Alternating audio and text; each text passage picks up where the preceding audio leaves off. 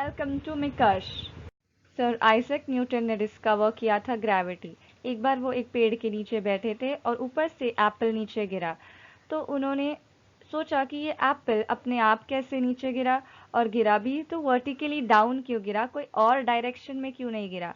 बहुत रिसर्च करने के बाद वो इस कंक्लूजन पे पहुंचे कि एक अर्थ का ग्रेविटेशन फोर्स है, एक फोर्स है जो अर्थ अप्लाई करता है उसके ऊपर के सारे ऑब्जेक्ट्स को और उसके अंदर के ऑब्जेक्ट्स को, जिसके वजह से ये पुल होता है। ये अर्थ पुल जो करता है ये वर्टिकली डाउन करता है, यानी कि ये कंक्लूड किया है उन्होंने कि ग्रेविटेशन फोर्स जो भी ऑब्जेक्ट को पुल करके रखता है वो नीचे पुल करता है। और किस तरफ पुल करता है, नीचे तो करता ही है पर सेंटर की तरफ करता है। पर ये ऑब्जेक्ट जो गिरा है वो कैसे गिरा, उस हिसाब से उन्होंने ये कंक्लूजन दिया कि अगर ऑब्जेक्ट की जो पोजीशन है उस पोजीशन से अगर हम परपेंडिकुलर बनाए 90 डिग्री, तो उस डायरेक्शन में वो ऑब्जेक्ट गिरेगा ग्रेविटेशन फोर्स के वजह से। इसलिए फोर्स जो है वो सेंटर की तरफ है और परपेंडिकुलर डायरेक्शन में है उस ऑब्जेक्ट की पोजीशन से। ये ग्रेविटेशन फोर्स जो है वो वर्टिकल डाउनवर्ड डायरेक्शन में होता है, सीधा नीचे, ये तो पता ही था। आगे ये भी देखा था कि ये सेंटर की तरफ डायरेक्टेड है। इसका मतलब क्या होता है, तो अगर एक एप्पल जो है वो गिरता है नीचे, तो वो वर्टिकल डाउन तो गिर रहा है, साथ ही में वो सेंटर की तरफ गिरेगा। सपोज अगर मैं उसकी पोजीशन कुछ और लेती हूँ तो वर्टिकल डाउन गिरना है ये पता है, पर वर्टिकल डाउन के हिसाब से ये तो सीधा नीचे स्पेस में गिर जाना चाहिए, पर ऐसा नहीं होता है, वो सेंटर की तरफ गिरता है। इसका मतलब है डायरेक्टेड टुवर्ड्स द सेंटर। फिर न्यूटन ने ये सोचा कि सब चीज़ों को अर्थ अट्रैक्ट करके अपने तरफ रखता है, पुल करके उसका सेंटर की तरफ एक फोर्स डायरेक्टेड होता है जो सब चीज़ों को पुल रखते हैं। तो मून भी तो अर्थ के आजू बाजू घूमता होता है, क्या उसे भी उसने पुल कर रखा है? तो एक्चुअली में ऐसा है कि मून जो है अर्थ के आजू बाजू घूमता होता है। There is a gravitational force that is acting on the moon. तो मून पे भी एक ग्रेविटेशन फोर्स एक्ट होता है, जिसकी वजह से मून अर्थ के इर्द गिर्द रिवॉल्व करता होता है। प्लानिटरी मोशंस को डिस्क्राइब करने के लिए केप्लर ने 3 लॉ प्रपोज किए थे। लॉज देखने से पहले हम देख लेते हैं एलिप्स क्या होता है। तो एलिप्स एक शेप होता है जो ओवल टाइप होता है। इसमें सेंटर तो होता है, ये आप देख सकते हैं ब्लू पॉइंट जो सेंटर है, बट साथ ही में ऐसे 2 फोकल पॉइंट्स भी होते हैं। जो सेंटर की ग्रीन लाइन है उसके एंड पॉइंट से पहले 2 पिंक पॉइंट्स दिख रहे हैं। ये जो 2 पिंक पॉइंट्स होते हैं ये एलिप्स के फोकल पॉइंट्स होते हैं जो बहुत कंसिडरेशन में लिया जाता है। तो फर्स्ट पॉइंट को F1 पॉइंट कहते हैं, जो होता है F1 focal point 1 and focal point 2 दूसरा पॉइंट होता है। अब देखते हैं लॉ क्या कहता है। हमें पता है कि अर्थ जो है सन के आजू बाजू घूमता है। अब हम लोग कहते हैं कि सर्कल में घूमता है, सर्कुलर मोशन में। बट केप्लर्स फर्स्ट लॉ कहता है the orbit of a planet. Orbit से मतलब है जो वो पाथ लेता है ना सन के आजू बाजू, उसे कहते हैं ऑर्बिट। इज एलिप्स, ये सर्कल शेप में नहीं घूमता है, ये जो ऑर्बिट है उसका पाथ ये एलिप्स शेप है, with the sun at one of the foci.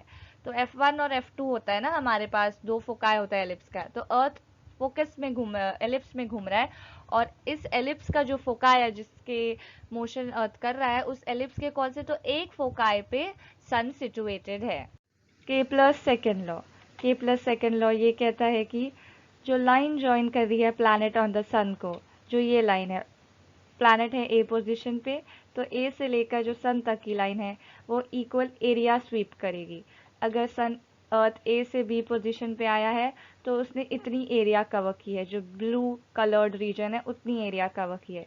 अगर यही प्लैनेट सपोज सी पोजीशन पे है और सी पोजीशन से वो आया है डी पोजीशन पे, ए टू बी और सी टू डी तक आने को उसने लिए है 30 डेज, यानी ए टू बी में भी 30 डेज लगा है और सी से लेकर डी तक आने में भी 30 डेज लगा है।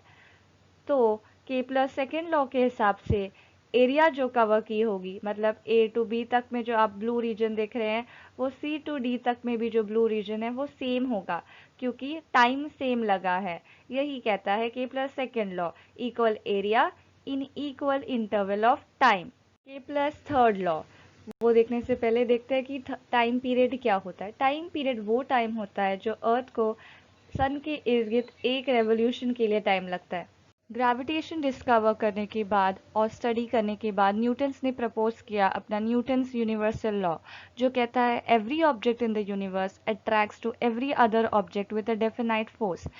यानी कोई भी दो ऑब्जेक्ट इस दुनिया में या फिर इस पूरे यूनिवर्स में एक दूसरे को अट्रैक्ट करता है कुछ फोर्स से।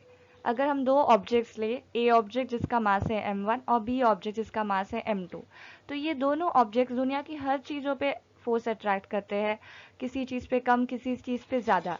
बट हम अब इस दोनों के बीच का फोर्स जो होता है वो देखते हैं। तो ये दोनों के बीच की डिस्टेंस है d।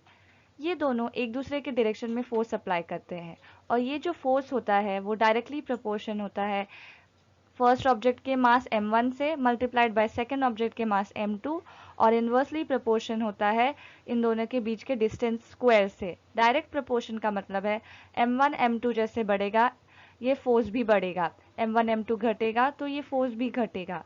इनवर्स प्रोपोर्शन से मतलब है अगर इनके बीच का डिस्टेंस स्क्वायर बढ़ेगा तो f घटेगा, और अगर इनका डिस्टेंस स्क्वायर घटेगा तो इन दोनों के बीच का फोर्स बढ़ेगा। इसको ये प्रोपोर्शनैलिटी साइन जो बीच में है उसको हटाने के लिए हम लेंगे एक कांस्टेंट। तो हम इक्वल टू करके कांस्टेंट लिखते हैं, क्योंकि ये ग्रेविटेशन फोर्स की वजह से हो रहा है, इसलिए इस कांस्टेंट को लिखते हैं कैपिटल जी। ये जो कैपिटल जी है ये एक ग्रेविटेशन कांस्टेंट है, और ये पूरे यूनिवर्स में सेम होता है, ये हर पोजीशन पे बदलता नहीं है। इस जी की वैल्यू है 6.67 इंटू 10⁻⁻11। 10⁻⁻11 से 6.6 के बाद वाला पॉइंट जो है डेसिमल जो है वो 11 टाइम्स पीछे चला जाएगा, तो वैल्यू हो जाएगी 0.0000000067। अगर वीडियो अच्छा लगा हो तो लाइक ज़रूर करें, सब्सक्राइब करें, और कमेंट करके कुछ डाउट पूछना है तो वो भी पूछ सकते हो, और अपने दोस्तों से सबसे शेयर भी कीजिए।